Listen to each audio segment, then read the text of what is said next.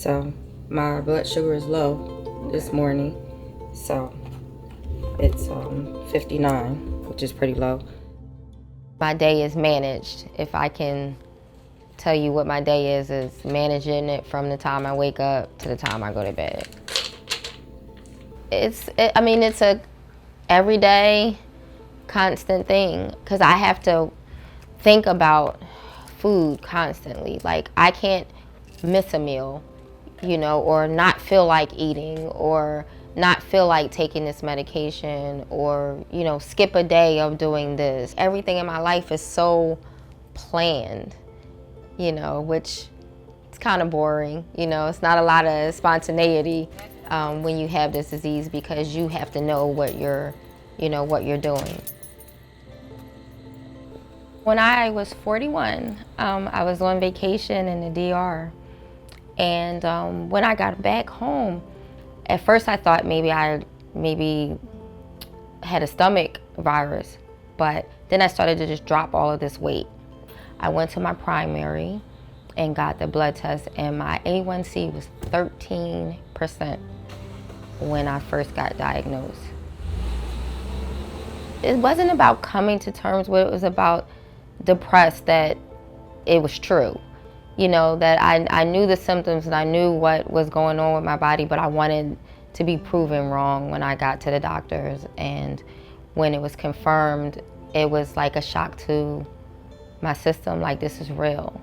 My mother died at 46, so from pancreatic cancer. So all of these emotions, come to play. It's like, am I reliving her, like her life?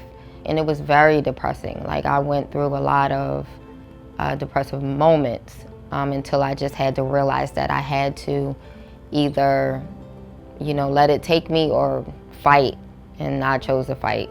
So far, even with my A1C not being at gold right now, I don't have any of the problems that come with diabetes yet. No neuropathy, no problems with my eyes, no problems with my stomach, so I'm trying to hold those things back by, trying to get my A1C to gold.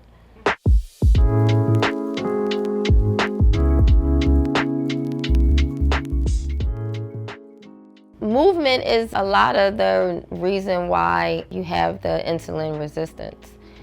And a lot of that comes from you not, being physically fit or active.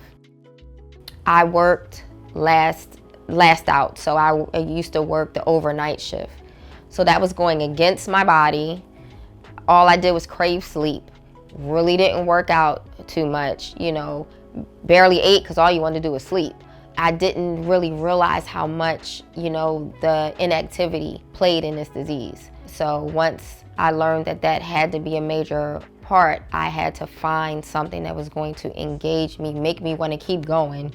And, it made it not a job, because I had enough of a job managing this disease. I had enough of a job, managing this medication. So to manage fitness too and just have that be a job or a chore, that's something I didn't need. I needed more of a inclusive family type environment, and that's what my Zumba people are. Like, we come together and then we celebrate and dance, and with music and, and encouragement. And with this disease, you need a lot of support from a lot of different entities. It's very hard to manage it on your own. And even myself, and as diligent as I am with it, I need support. You think about it always, and especially when your numbers aren't at gold, because it's going in the wrong direction. And that's scary, because in the wrong direction, there's so many things that start to break down with your body if you allow it to continue in that wrong direction. So that can be, emotionally and mentally draining as well. If I want to live, I want to have a full, long life. I want to watch my grandkids grow. I want to see my children, do things in life. And this disease can take you. It can take you quick, it can take you slow and painful, you know, so in order for me to do these things, to see my children, to retire someday, to, you know, live a happy life, I have to manage it.